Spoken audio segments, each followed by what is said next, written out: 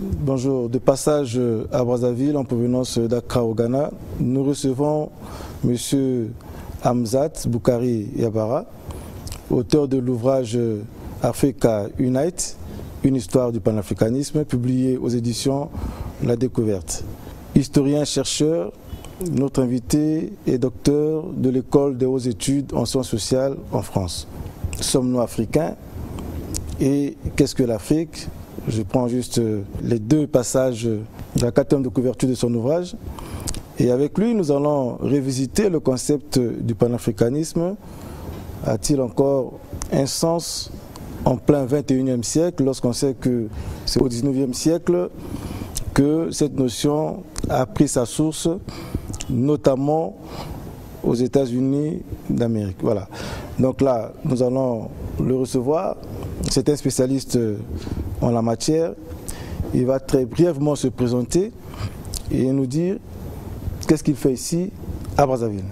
Bonjour Monsieur Hamzat. Bonjour, donc merci beaucoup pour l'honneur que vous me faites de me recevoir. Donc je suis Hamzat Boukari Yabara, je suis historien, originaire du Bénin et de la Martinique. Donc je suis ici dans le cadre des activités de la Ligue panafricaine Umoja, qui a une section ici au Congo-Brazzaville. Puis ensuite, j'irai à Kinshasa pour donner un certain nombre de conférences pour expliquer justement ce qu'est le panafricanisme et pour expliquer en quoi ce concept est fondamentalement actuel et peut nous aider à parachever finalement nos indépendances en apportant la notion de souveraineté et d'unité africaine qui, à mon sens et au sens d'un certain nombre de personnes, sont essentielles pour justement répondre à cette question. Qu'est-ce que l'Afrique et sommes-nous africains? Alors, je crois que ça serait nettement mieux que vous puissiez peut-être expliquer à cette génération qui ne sait pas très bien qu'est-ce qu'on entend par panafricanisme. Est-ce un vieux pieux ou un rêve inachevé des pères fondateurs de l'unité africaine? Alors, l'histoire du panafricanisme, elle est un peu plus ancienne. C'est un mouvement qui est né dans le cadre des Africains qui ont été déportés dans les Amériques. Donc tout Congolais et toute Congolaise doit savoir aujourd'hui qu'il a un frère et une sœur au Brésil, à Cuba, en Jamaïque, aux États-Unis et partout là où nos ancêtres ont été déportés. Et parmi ces frères et sœurs déportés, beaucoup ont fait le rêve de se libérer de l'esclavage et de revenir en Afrique. Donc certains se sont libérés dans les Amériques, c'est le cas de Haïti, qui est la première république noire, qui est le lieu de naissance du panafricanisme. D'autres ont réussi à revenir en Afrique, c'est le projet par exemple de Marcus Garvey et la création du Libéria. Et enfin, ceux qui sont restés sur le continent africain ont été soumis à une autre forme de domination qui est la domination coloniale. Donc 1885, l'Afrique va être partagée en zones d'influence et va être divisée selon les nationalismes européens. Et tout au long du XXe siècle, il y aura une histoire de congrès, de lutte, de mouvements qui va accompagner justement la lutte contre le colonialisme. Et le panafricanisme sera l'élément structurant de cette lutte-là, aussi bien sur le continent que dans la diaspora. Donc au moment où les indépendances arrivent, va se poser la question de l'unité. Faut-il que nous devenions indépendants chacun de notre côté? Faut-il au contraire maintenir l'unité dans l'indépendance? Donc le choix qui sera fait prendra le nom de balkanisation, c'est-à-dire que le Congo, qui faisait partie d'un ensemble plus grand qu'on appelait par exemple l'Afrique équatoriale française, va être indépendant seul. Tous les autres territoires seront indépendants de manière solitaire. Et cette solitude dans l'indépendance explique les difficultés que nous connaissons aujourd'hui d'un point de vue économique, d'un point de vue social, d'un point de vue politique, d'un point de vue militaire, pour que justement nous soyons en capacité de défendre nos intérêts de la manière dont il faudrait les défendre et en même temps de constituer un parapluie protecteur pour notre diaspora. Puisque la diaspora, c'est nous.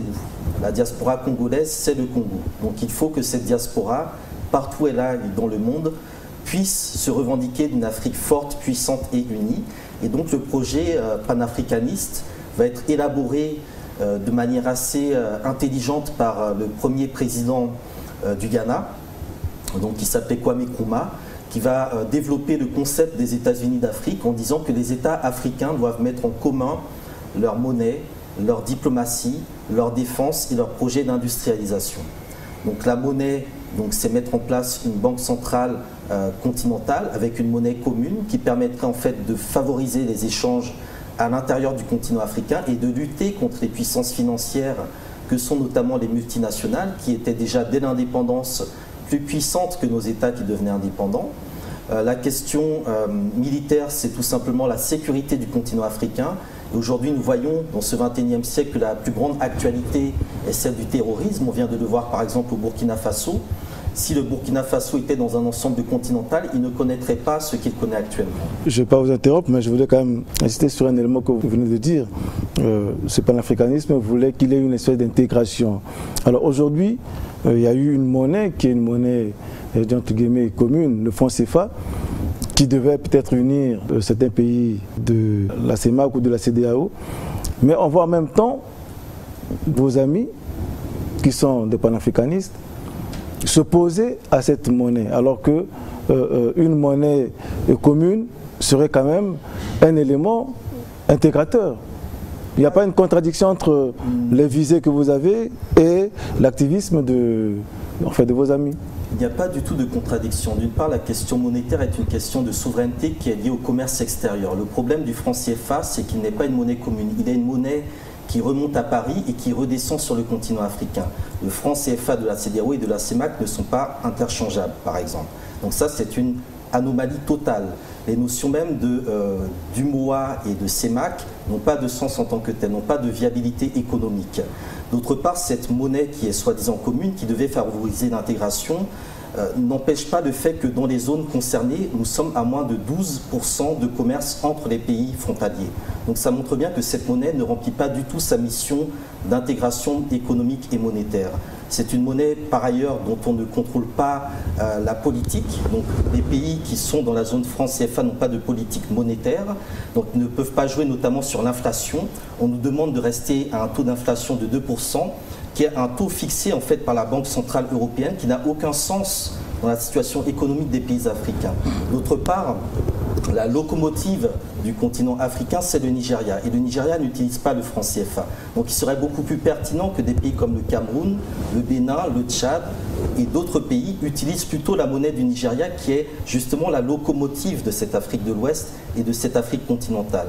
D'autre part, la question du franc CFA, c'est une question qui est aussi liée aux problématiques de dette et de fiscalité. Et on sait que c'est une monnaie qui favorise justement l'implantation des multinationales. Et ces multinationales-là peuvent jouer justement sur des circuits qui leur permettent de contourner la fiscalité des États. Donc le franc CFA n'est absolument pas un outil de développement et ce n'est certainement pas une monnaie panafricaine. Maintenant, le projet de monnaie continentale suppose bien évidemment qu'il y ait une intégration économique, qu'il y ait une politique monétaire commune et que cette politique monétaire commune soit gérée par les Africains. Or, le franc CFA n'a jamais été géré et contrôlé par les Africains. Alors, on sait que cette monnaie, c'est en France, notamment à Clermont-Ferrand, qu'on élabore. Mais est-ce que vous ne courez pas le risque pour nos États solitaires d'avoir des déflations successives alors que on voit bien que ces économies-là sont quand même des économies chancelantes et non structurées. C'est une parenthèse. Pour revenir à la question du panafricanisme, pensez-vous que ces pays africains qui aujourd'hui ont du mal à s'unir peuvent avoir une même vision pour pouvoir intégrer leurs économies successives? Alors, les pays qui utilisent le franc CFA ont une même vision, c'est la vision de la France. Ce n'est pas la vision des pays africains, il faut le dire de manière claire et nette. D'autre part, la politique monétaire de la plupart de ces pays, elle est également gérée par le Fonds monétaire international et la Banque mondiale. Donc, il n'y a pas du tout de souveraineté sur la question monétaire. On ne fait qu'appliquer des plans qu'on appelle des plans clés en main, alors qu'il faudrait passer plutôt à une économie fondée sur des plans clés en tête. Nous avons énormément d'économistes compétents dans tous les pays des anciennes colonies françaises qui peuvent justement apporter des solutions. Nous constatons que très souvent, lorsque nos économistes nationaux produisent des données et des statistiques, ces données et ces statistiques sont considérées comme fausses par rapport aux données du FMI qui, elles, sont des données purement idéologiques et politiques.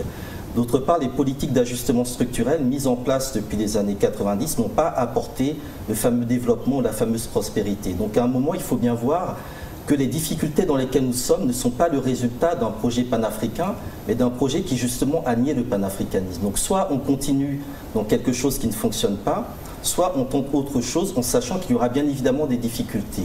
Au niveau de l'Afrique de l'Ouest, on sait que le pays qui s'en sortirait le mieux en cas de dévaluation du franc CFA et qui plaide dans ce sens-là est justement la Côte d'Ivoire, parce qu'elle a un commerce extérieur florissant. Donc on sait qu'une grande partie de la question de la dévaluation est réglée au niveau d'Abidjan. Maintenant, Abidjan impose à ses voisins une politique monétaire bien précise, qui fait que ces pays-là ne veulent pas sortir du franc CFA.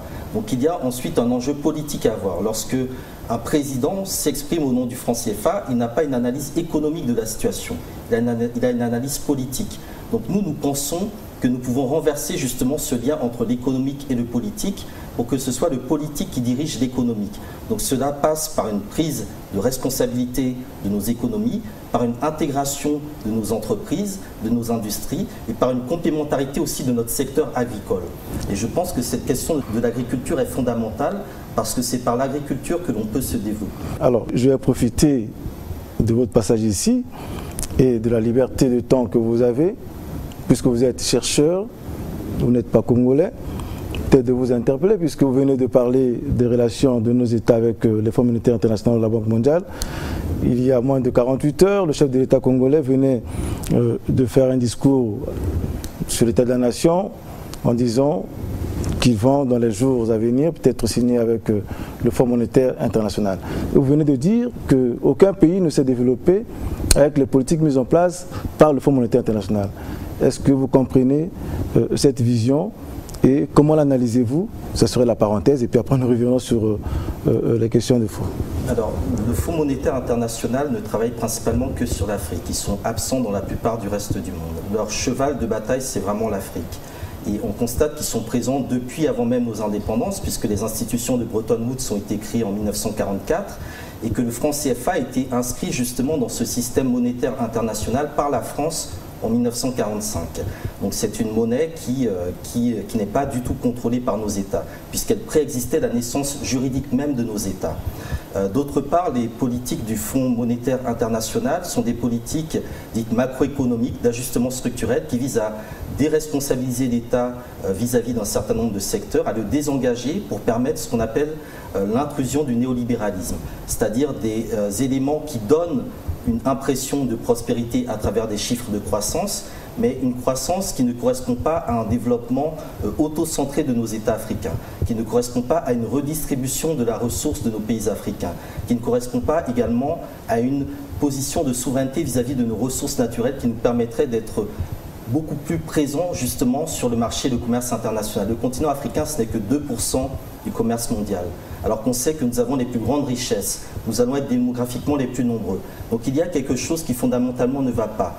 D'autre part, nous savons que l'Afrique au XXIe siècle va être le continent où tout le monde va venir chercher de la croissance. Et cette croissance va se faire sur le dos des pays africains. Donc il faut que nos dirigeants comprennent qu'aujourd'hui, il est nécessaire de se recentrer sur nos économies et de mettre en stand-by les politiques venues justement des institutions de Bretton Woods. Nous avons des économistes qui sont tout à fait capables d'élaborer des modèles de développement fondés sur des paradigmes africains et qui permettront à nos États de se développer, mais cela n'est possible que dans un cadre unitaire. C'est-à-dire que le Congo-Brazzaville seul ne peut pas s'en sortir dans la mondialisation actuelle. Il doit travailler avec les voisins. Et c'est pareil pour les pays d'Afrique de l'Ouest, d'Afrique de l'Est, qui eux l'ont déjà compris et qui sont beaucoup plus avancés, et les pays d'Afrique australe. Donc il y a une dynamique, il y a une véritable convergence à réaliser, et cette convergence doit être fondamentalement politique. Voilà, donc si j'ai bien compris, politique d'ajustement structurel, des engagements de l'État sur certains secteurs, et il y aura des crises sociales à répétition. C'est une parenthèse, si j'ai compris votre raisonnement par rapport à l'appel du pied que le gouvernement congolais lance aux institutions financières internationales. Disons que le Fonds monétaire international n'est pas arrivé aujourd'hui au Congo-Brazzaville, il est présent depuis un certain temps. Donc on ne peut pas, je pense, guérir le pays par des choses qui justement ont apporté un certain nombre de symptômes et de maladies. Je pense qu'à un moment, il faut savoir couper avec ce qui n'a pas fonctionné et tenter un autre remède. Et dans le cadre du panafricanisme, on a justement des propositions économiques, financières, qui peuvent, à mon sens, apporter des solutions. Alors, panafricanisme, allons-y. Tous ceux qui, pour la plupart, ont plaidé pour ce concept, se sont retrouvés à 1000 pieds sous terre.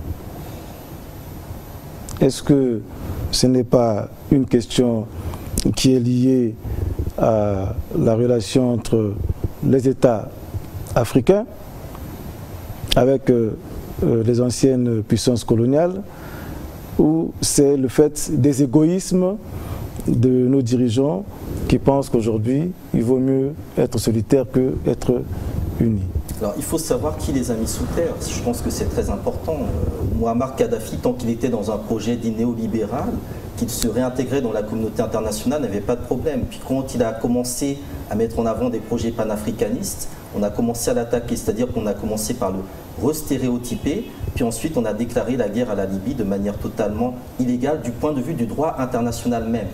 Donc ça, c'est un point important à souligner. Et aujourd'hui, la Libye n'est plus du tout ce qu'elle était auparavant, et tout le monde regrette, même sous la cape, le départ, ou en tout cas les circonstances de la mort de Kadhafi. Vous avez souligné que je venais du Ghana. Au Ghana, vous avez un mausolée qui est dédié à Kwame Nkrumah. Dans ce mausolée, vous avez la statue de Kwame Nkrumah et le tombeau où il repose. Un peu à l'écart, ils ont mis la statue déboulonnée de Nkrumah quand il a été renversé en 72, statue décapitée. Depuis cette époque, les Ghanéens ont compris que la bonne vision de développement du Ghana, c'était celle de Kwame Nkrumah. Et ça, c'est très important aussi à comprendre. Ils ont compris qu'ils ne pouvaient se développer que dans un cadre panafricain.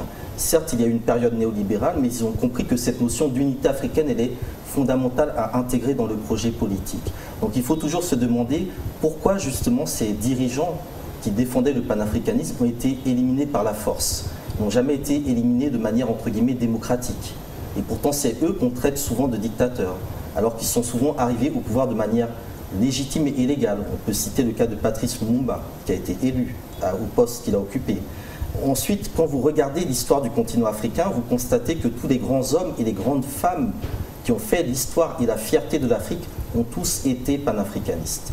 Ça aussi, c'est un élément qui quand même doit susciter au moins notre fierté et notre orgueil.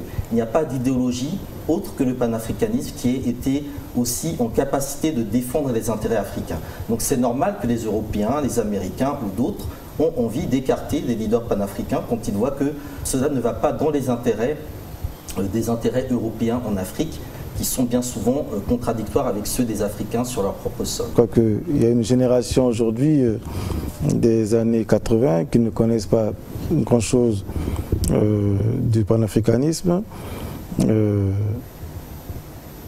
J'ai envie de vous demander, la FEANF, ça vous dit quelque chose? Bien évidemment, la FEANF a été la Fédération des étudiants d'Afrique noire en France dans les années 50. On a eu beaucoup de militants qui se sont formés justement à la politique et au syndicalisme. Il y avait aussi d'autres associations, il y avait la West African Student Union en Angleterre, et beaucoup de dirigeants au moment des indépendances sont effectivement issus de la FEANF. Donc chacun a suivi son itinéraire, certains sont restés dans un cadre dit anti-impérialiste et ont été assassinés. On peut citer par exemple Osende Afana au Cameroun, qui a écrit un ouvrage très important justement sur l'économie de l'Ouest africain. Il montrait la complémentarité des économies ouest-africaines.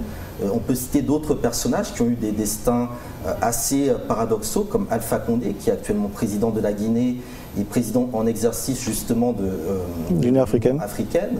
Et donc on a toute une diversité de parcours et de trajectoires, mais il faut bien comprendre que la FEANF a été combattue par les régimes africains dits réactionnaires et conservateurs, et bien évidemment par le ministère de l'Intérieur français qui considérait ces militants comme ce qui serait aujourd'hui l'équivalent des djihadistes, c'est-à-dire des personnes qui étaient sans foi ni loi et ne respectaient pas un certain ordre établi.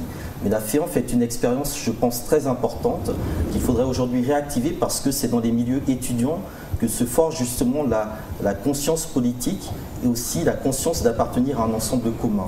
Il faudrait notamment développer, je pense, les échanges étudiants, faire en sorte que l'université soit justement un enjeu de souveraineté nationale et continentale, et faire aussi en sorte que les cerveaux que nous avons puissent donner le maximum de leur potentiel. Donc cela passe vraiment par une vraie politique de développement à l'égard de la jeunesse, une vraie politique d'accompagnement, de crédit, d'initiative à l'égard de cette jeunesse-là. 1950, naissance de la FEANF, et au-delà, tous les leaders plaidaient pour une sorte de construction de l'Union africaine et même du panafricanisme pour faire en sorte que leurs États puissent s'émanciper. Nous sommes à plus de 60 ans 70 ans, jusqu'à aujourd'hui, ni le panafricanisme n'a pris corps, ni l'Union africaine ne donne les éléments qui peuvent permettre aux Africains de se reconnaître comme Africains. Est-ce que vous le comprenez? Qu'est-ce qui a manqué? Pourquoi nous sommes dans cette situation? Alors, il faut dire une première chose, le panafricanisme a remporté beaucoup de victoires. Jusqu'il y a à peu près 45 ans, les pays voisins étaient encore soumis au colonialisme portugais. C'est le panafricanisme qui a libéré l'Angola, le Mozambique, l'Afrique du Sud, le Zimbabwe et pas mal d'autres pays. Quand on présente Nelson Mandela comme un héros, Nelson Mandela n'a existé que parce qu'il y a eu des militants panafricanistes. C'est important à rappeler. Nelson Mandela, Kwame Nkrumah, Muammar Kadhafi, tout ça c'est du panafricanisme. Donc je pense qu'il faut vraiment être conscient de ce qu'a apporté le panafricanisme en termes de lutte de libération. Il y a eu des solidarités fondamentales qui se sont créées à cette époque-là, en dépit des bâtons qui ont été mis dans les roues des uns et des autres. Le projet des États-Unis d'Afrique de Kwame Nkrumah, lorsqu'il le défend en 1963 à Addis Abeba, tous les autres chefs d'État s'opposent à lui. Et les plus nombreux des chefs d'État présents, c'étaient les chefs d'État des anciennes colonies françaises. Et comme nous sommes démocratiques, nous appliquons la loi du nombre. Et comme les francophones étaient plus nombreux, eh bien, ils ont vidé justement le panafricanisme de son sens. Et ils ont fait de l'OUA un simple organe de coopération. Et ils ont préféré privilégier justement les regroupements dits régionaux, voire même culturels, comme la francophonie, qui fait qu'aujourd'hui, il est très difficile au niveau de l'Union africaine d'avoir une ligne directrice politique claire. D'autre part, nous sommes rentrés dans un système de plus en plus mondialisé qui fait que l'Afrique est la convoitise et la proie des grandes puissances et des multinationales et que nous devons affronter une très grande adversité et que nous ne pouvons nous en sortir que si nous travaillons vraiment de manière unie. Or, nous savons que dans cette Union africaine, eh bien, il y a beaucoup de divergences, il y a beaucoup d'oppositions, il y a beaucoup de contradictions, tout simplement parce que le panafricanisme a été exclu des discussions. Le principal débat, c'est de savoir comment chacun défend son propre intérêt ou comment chacun arrache la plus importante part de marché auprès des Chinois, auprès des Américains, auprès de l'Union européenne, qui sont aujourd'hui les principaux financiers de l'Union africaine. Donc, le projet de l'Union africaine n'a rien à voir avec le projet du panafricanisme. Ce sont deux choses totalement différentes. Et aujourd'hui, le panafricanisme existe beaucoup plus justement dans les mouvements dits de la société civile. Il y a une culture panafricaniste qui existe, qui est fondamentale. Quand on parle de la rumba, la salsa, les danses, etc., c'est du panafricanisme. La gastronomie, c'est du panafricanisme. Ce panafricanisme culturel, il existe. Ensuite, ce qui manque, c'est vraiment la dimension politique. Et nous pensons, au niveau de la Ligue panafricaine Umoja, que cette dimension politique doit être remise en avant pour permettre aux populations de comprendre leur situation, de comprendre pourquoi justement ce magnifique projet d'unité africaine n'a pas fonctionné, alors que c'est une évidence que l'Afrique doit s'unir. Tous les autres s'unissent. L'Europe, l'Asie, l'Amérique, tout le monde s'unit sauf nous. Donc à partir d'un moment, il faut que nous soyons conséquents avec nous-mêmes et que nous soyons capables de regarder le monde tel qu'il évolue pour nous positionner et pour défendre nos intérêts sans non plus aller bombarder les autres, puisque l'Afrique a la particularité d'être le seul continent qui n'est jamais allé exporter la guerre, la misère, la famine dans le reste du monde, alors que tous viennent chez nous pour le faire. Oui, vous avez parlé du panafricanisme culturel, dont je peux qualifier peut-être de panafricanisme léger, puisque les danses et l'amusement, peut-être que ça peut faire plaisir aux autres, mais lorsqu'il s'agit de parler des questions politiques, ça hérisse les autres. Alors, l'Europe s'est construite, elle est unie. L'Amérique, elle est également unie. L'Amérique du Sud, également, y compris l'Asie. L'Afrique peine à s'unir, alors que le projet des pères fondateurs, notamment, y compris ceux qui étaient dans la FEANF, et par la suite qui ont intégré les grandes institutions panafricaines, plaidaient pour que l'Afrique s'unisse. Est-ce que vous comprenez cette contradiction? Parce que ces mêmes personnes ont été combattues par ceux qui aujourd'hui se battent pour renforcer l'Union européenne, par exemple. Est-ce que vous comprenez? Y a-t-il une contradiction ou il y a peut-être un manque de maturité de la part de l'élite africaine? Alors déjà, la question culturelle est fondamentale. La culture, ce n'est pas les danses. La culture, c'est aussi les langues, c'est aussi la spiritualité, c'est aussi la vision du monde. Si nous n'avions pas de culture, nous serions déjà morts. on nous aurait totalement décérébrés. Et je pense que cette question de la culture, elle est fondamentale. Si l'Afrique est debout encore aujourd'hui, c'est parce que nous avons de la culture. Il faut que nous comprenions que notre culture coûte très cher. Lorsque Bolloré, avec Universal Afrique, veut acheter justement la musique congolaise, c'est parce qu'il sait que cette musique représente des milliards et des milliards et des milliards de dollars. Et malheureusement, nous n'en avons pas conscience et nous l'avons donc pour rien du tout. Donc la culture est fondamentale. Les autres continents se sont construits sur la culture. L'Europe s'est construite sur un héritage culturel qu'ils ont appelé gréco-latin ou romain ou germanique. Les Américains également se sont construits sur cette culture-là, qui est une culture de prédation. Lorsque vous dites que les États-Unis sont unis, je ne suis pas d'accord, puisque aujourd'hui, aux États-Unis, on peut encore massacrer des Noirs dans la rue comme ça. Donc il y a un problème justement sur la manière dont l'unité des autres s'est faite. Et quand on regarde la manière dont l'unité des autres s'est faite, on constate qu'elle s'est toujours faite contre l'Afrique. Et ça, c'est un élément très important. La colonisation s'est faite contre l'Afrique. C'est-à-dire que les Européens qui se faisaient la guerre en Europe, la France et l'Allemagne notamment, se sont dit que le meilleur moyen de régler ce problème-là, ce serait d'aller prendre des territoires en Afrique. Et c'est comme cela que nous avons été embrigadés dans des conflits qui ne sont pas les nôtres. Sur les différents projets d'unification, là aussi, je pense qu'il faut être relativement critique. L'Amérique du Sud, les projets d'unité sont différents. Vous avez le Mercosur et vous avez aussi l'ALBA. L'ALBA, c'est un projet qui est clairement anticapitaliste et anti-impérialiste, porté par Cuba, le Venezuela, le Nicaragua notamment, qui n'a pas grand-chose à voir avec la logique néolibérale du Mercosur. Donc dans ces projets d'unité, on a des logiques idéologiques qui sont clairement affirmées. Le bolivarisme n'a rien à voir avec le panaméricanisme tel que le Mercosur le défend. Le bolivarisme s'appuie justement sur une restauration de la souveraineté des populations indigènes et une forme d'égalité dans la liberté, ce qu'on appelle l'égalité. Le projet d'unification des États-Unis d'Amérique, c'est un projet qui, lui, est fondamentalement impérialiste. C'est-à-dire que les États-Unis ne seront réellement unis que quand ils auront unifié et globalisé le reste du monde à leur image. Donc ça aussi, il faut être assez vigilant par rapport à ce qui peut paraître comme des évidences, mais qui n'en sont pas. Sur l'Union européenne est partie de 6 pays. Et à l'époque, on était dans la guerre froide, c'est-à-dire que l'Europe était divisée. L'Est se battait contre l'Ouest. Et il aurait suffi, si les Africains étaient indépendants et à la manière des Américains, que l'on mette des armes d'un côté et de l'autre et les populations européennes allaient s'entretuer. De la même manière qu'ils montrent aujourd'hui des Africains qui s'entretuent. Mais on ne l'a pas fait parce que les Américains ont été, dans le cas de la guerre froide, les soutiens des pays de l'Ouest. On est passé de 6, puis à 9, puis à 12, puis aujourd'hui à 27 pays. Et si vous avez suivi l'actualité, le Royaume-Uni a décidé de sortir de l'Union européenne. En France, il y a des personnes qui pensent aussi qu'il faut sortir de l'Union européenne. Pareil, dans tous les pays européens, on a des personnes, des groupes qui font quand même 20-30% aux élections, qui pensent qu'il faut sortir du projet européen.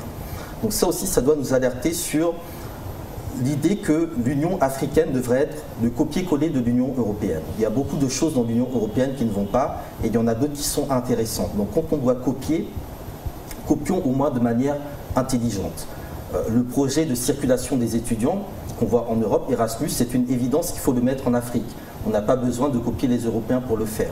C'est une évidence, et nous l'avions déjà avant la colonisation, qu'il nous faut une politique agricole commune à l'échelle du continent africain, pour que les espaces où nous avons des trop-pleins puissent servir pour le trop-vide, dans un cadre d'équilibrage démographique.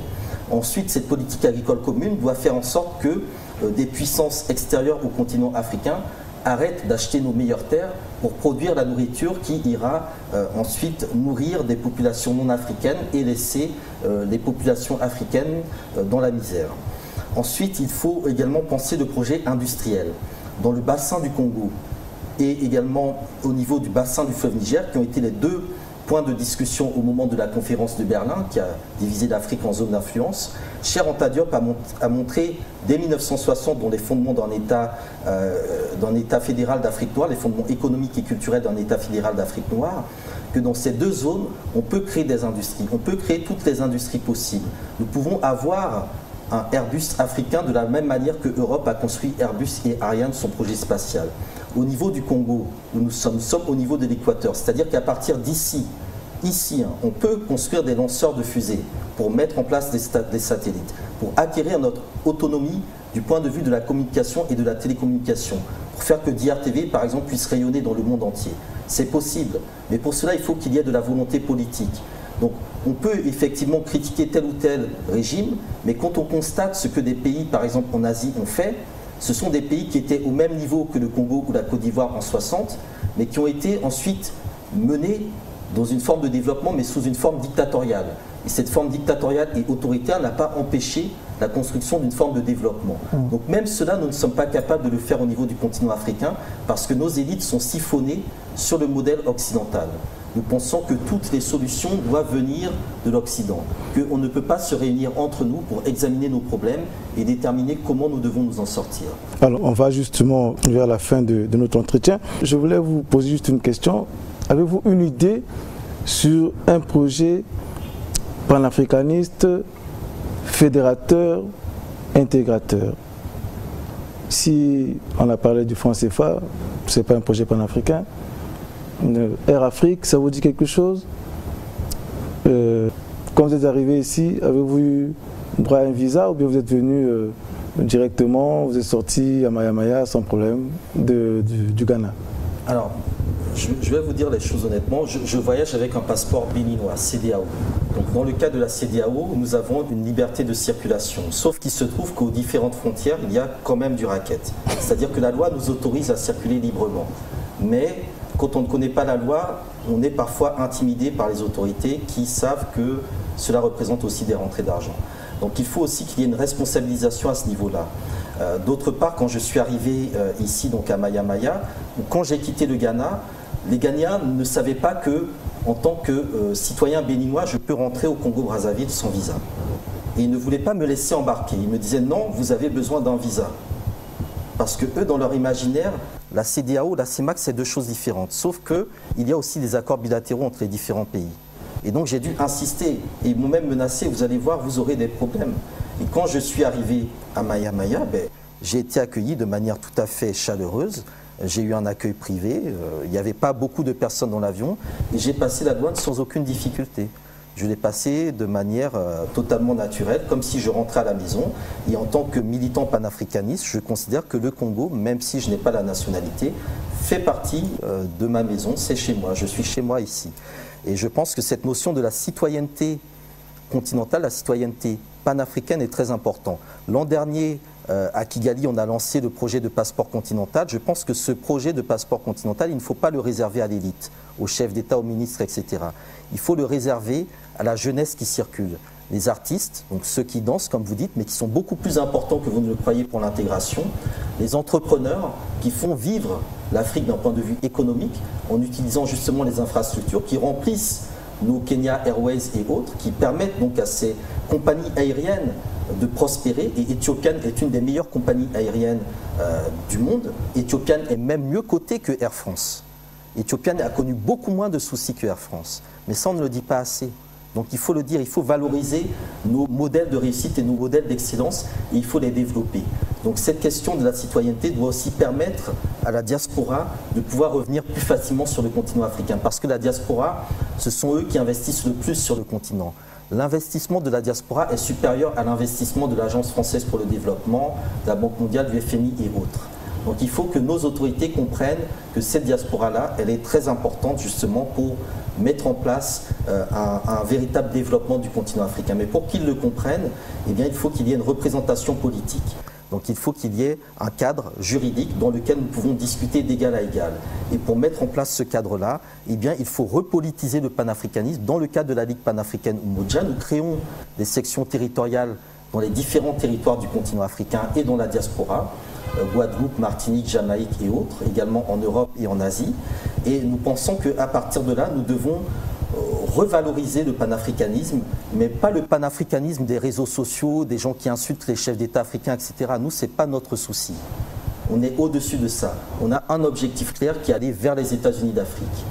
On est en train de construire l'architecture pour y arriver, et pour cela, on a besoin de toutes les énergies positives. Je crois qu'il faut un peu plus d'utopie, de rêve pour arriver à des résultats parce que elle a dit vos ancêtres n'ont pas pu, peut-être que vous y arriverez, c'est tout le mal qu'on vous souhaite. Mais je voulais, si vous avez un plaidoyer peut-être à faire pour que le panafricanisme puisse trouver tout son sens au sein de nos communautés, quel serait-il? Et puis, je vous ai posé la question, y a-t-il un projet intégrateur panafricain pour lequel vous pouvez vous réjouir, à part de citer ce que vous venez de dire tout à l'heure? Un projet intégrateur panafricain, je n'irai pas dans votre sens. Bon. Il y a beaucoup d'initiatives panafricaines qui existent aujourd'hui sur le continent. Il y a beaucoup de choses qui se font, y compris dans ce que vous appelez les choses un peu comment dire, légères. C'est beaucoup plus important que vous ne le croyez. La Coupe d'Afrique des Nations, économiquement parlant, c'est énorme. Ce n'est pas pour rien que vous avez Orange, Canal, plus Bolloré qui sont dessus, c'est énorme. Et nous ne le voyons pas. Qui sont toutes des entreprises occidentales, bien évidemment. Okay. Soit vous laissez tout ce que vous avez aux Occidentaux et vous continuez à pleurer, soit vous prenez votre destin en main et vous vous organisez. Donc le travail que l'on fait, c'est un travail d'organisation. Le panafricanisme a déjà remporté un certain nombre de victoires. Sans le panafricanisme, nous tous ici, nous serions dans des cales de bateau encore. Ça, il faut vraiment l'avoir à l'esprit. Et l'Europe n'a pas abandonné son projet de redomination du monde. Donc c'est à nous aussi à un moment de nous organiser. Et c'est à nous également à un moment de nous prendre en main. Il y a différentes dynamiques sur le continent africain et je constate partout où je passe que dans les milieux francophones, il y a beaucoup de défaitisme, il y a beaucoup de capitulation. Et que ce défaitisme et cette capitulation, eh bien, il faut en sortir. Il y a une autre Afrique qui avance, qui est dynamique, qui réussit des choses, qui entreprend, qui défie l'Occident sans aucune difficulté, qui défie la Cour pénale internationale de manière juridique claire et précise. En arrivant, je suis passé par le Kenya, le pays de Uhuru Kenyatta. On a vu comment il s'est comporté vis-à-vis de la Cour pénale internationale. Il est tout à fait possible de faire plier un certain nombre de structures qui aujourd'hui nous font peur, mais il faut juste avoir la capacité de dire non et de s'ancrer, je pense, dans un projet politique qui repose sur une histoire qui a toujours apporté le meilleur pour le continent africain. Donc, à partir de là, l'éducation, la formation, la conscientisation et l'organisation, je pense très sincèrement que les 15 à 20 ans qui viennent vont apporter énormément de surprises parce qu'il y a aussi une pression démographique qui arrive et que cette pression démographique ne pourra pas se satisfaire comme nos aînés d'une position où nous ne sommes là que pour recueillir des miettes. Et ça, les Occidentaux, les Asiatiques, les Américains le savent très bien. Et c'est pour cela que le panafricanisme les inquiète énormément et qu'ils ont pris pour habitude de montrer justement ceux qui se présentent comme étant panafricanistes et qui sont parfois les moins crédibles ou les moins connaisseurs justement de cette histoire-là. Mais de quoi pouvez-vous être fier du combat que vous menez?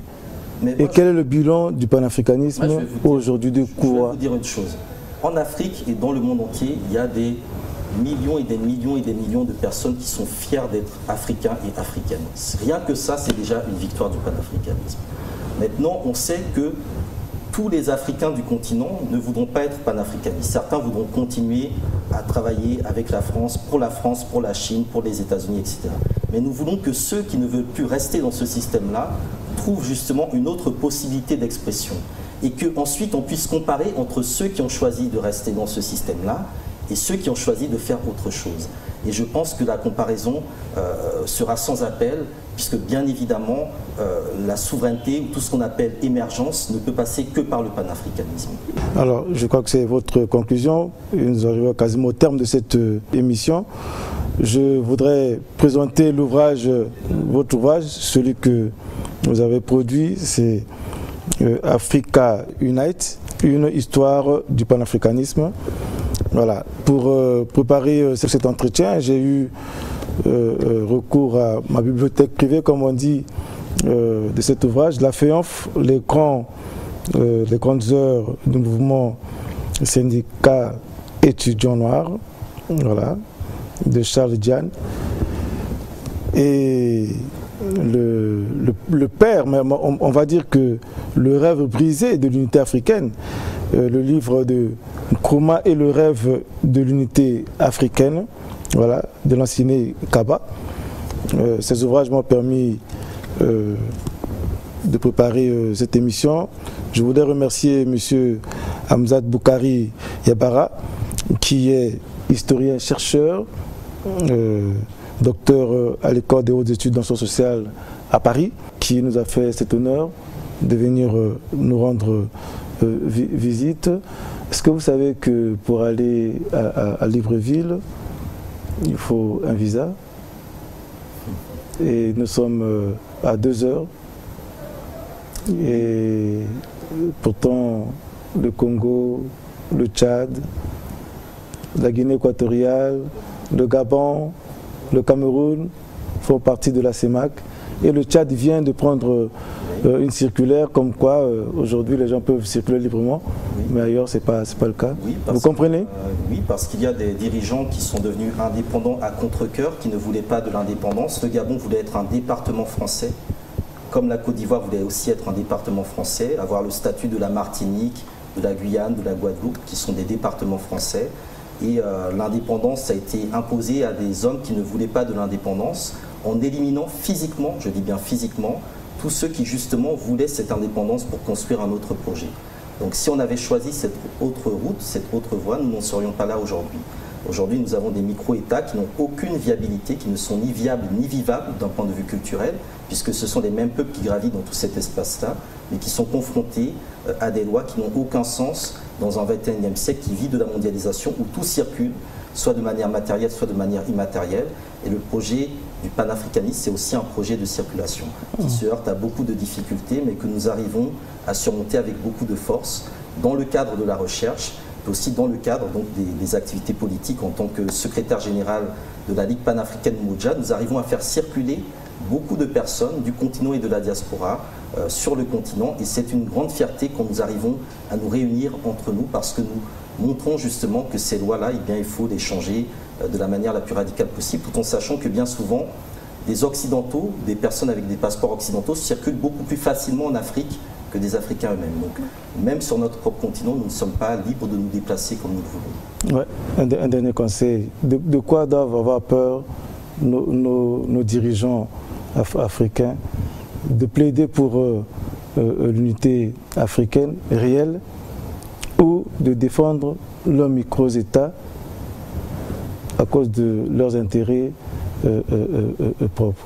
Nos dirigeants actuels, pour une grande partie, je pense qu'ils ont peur d'entrer dans l'histoire. Et quand on regarde actuellement la vague de dirigeants qui ont été critiqués, qui ont été attaqués, qui commencent à se revendiquer panafricanistes de la dernière heure, je crois que ça doit nous interpeller. Parce qu'ils savent très bien qu'il n'y a que le panafricanisme qui les fera rentrer dans l'histoire. Sauf que leur posture, je pense, ne peut pas les exonérer de tous les échecs qui y a eu lieu auparavant. Donc le panafricanisme est une affaire de constance. On ne peut pas se revendiquer panafricaniste à la dernière heure ou quand on est menacé par la France. Donc là aussi, je pense qu'il faut vraiment dissocier ceux qui ont une dent contre la France et qui utilisent la France pour se créer une stature panafricaniste, de chef d'État panafricain ou autre, et ceux qui sont réellement dans ce projet-là, sans savoir si c'est la France, les États-Unis ou autre, mais qui sont vraiment sur une ligne de travailler à l'unité des Africains et des Africaines du continent et de la diaspora. Donc là aussi, je pense qu'il faut savoir mesurer les choses et comprendre que l'objectif, c'est aussi d'écrire l'histoire, de faire l'histoire, comme Patrice Lumumba le disait dans sa dernière lettre à sa femme, faire en sorte que l'histoire que l'on enseignera à nos enfants ne soit plus celle écrite à Paris, Londres ou Washington, mais celle écrite par les Africains eux-mêmes. Donc nous venons d'écrire aussi une nouvelle page de notre histoire en vous recevant sur ce plateau. Je vous remercie.